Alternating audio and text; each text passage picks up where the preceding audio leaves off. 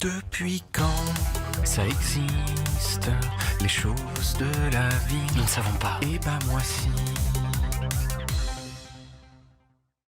Depuis quand ça existe le surimi?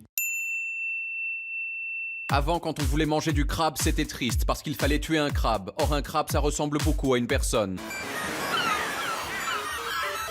Heureusement, aujourd'hui, il y a le surimi. Non seulement ça ressemble beaucoup moins à une personne, mais en plus, on peut les ouvrir, mettre du tabac à l'intérieur et rouler ce qu'on appelle un suri-spliff. C'est pas vraiment du surimi, c'est pas vraiment un spliff. C'est ce qu'on appelle dans ma maison un steak de suri-spliff. Mais alors, depuis quand ça existe le surimi? Eh bien, pour le savoir, il faut d'abord aller à Madrid. À Madrid, il y a principalement du gras et du gras, mais il y a aussi un petit hôtel dans lequel a lieu un congrès d'un genre étonnant. Bonjour et bienvenue à la 10e édition du Congrès européen du surimi. Pendant 3 jours, des gens venus du monde entier viennent parler des dernières tendances du surimi. The last 2 years, the Spanish market increased very fast. Ils font des dégustations de surimi et même des ateliers de peinture sur surimi. Le monsieur qu'ils écoutent le plus, c'est lui, Jay Park. Jay est professeur de sciences alimentaires à l'université d'Oregon State. Il a écrit 3 livres de 600 pages chacun sur le surimi. Il a un badge I Love Surimi et une cravate avec des surimi. Bref, c'est la personne du monde qui s'y connaît le mieux en surimi. Vous êtes la personne au monde qui s'y connaît le mieux en surimi. Oui. Je pense. Jay Park est catégorique. Pour savoir depuis quand ça existe le surimi, il faut aller à Hiroshima, au Japon.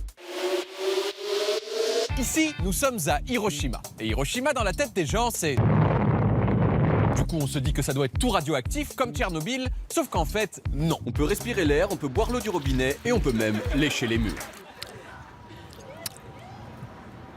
En plus, dans la banlieue d'Hiroshima, il y a un petit immeuble très joli, avec dedans un monsieur adorable.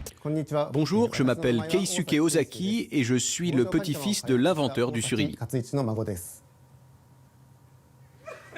Le grand-père de Keisuke Ozaki, c'est Katsuichi Ozaki. Katsuichi est né le 11 octobre 1915 et il a repris l'usine de poissons de son père. Il expérimente alors des trucs avec de la pâte à poisson et un jour, dans les années 70, il se dit « Tiens, si on moulait la pâte de poisson en forme de pâte de crabe et qu'on la peignait de la couleur du crabe, ça ressemblerait grave à un crabe, non ?» Ouais. Et en 1974, les premiers surimi de l'histoire sont vendus à Hiroshima. L'usine de Katsuichi existe encore. Pour la visiter, il faut d'abord se nettoyer partout avec un truc qui colle. Et ensuite, on peut voir la pâte à poisson qui arrive en blocs surgelés. Ces blocs sont alors découpés, assaisonnés, puis ils passent dans un système de peinture ultra secret qu'on n'a pas le droit de filmer. Et les surimi sortent tout près dans leur petite gaine en plastique. En 2016, 41 milliards de surimi ont été produits dans le monde. Ozaki, quant à lui, a même développé du surimi qui imite le bacon, le fromage et même de petits champignons japonais tout mignons. Alors finalement, pourquoi pas le suri-spliff? J'ai fait une expérience un jour, j'ai déroulé un surimi, j'ai mis du tabac dedans et j'en ai fait une cigarette de surimi. J'ai appelé ça un suri-spliff. Qu'est-ce que vous en pensez? Vous savez, chez Ozaki Suisan, nous cherchons toujours à innover. Votre idée n'est pas mauvaise et nous aimerions bien l'essayer.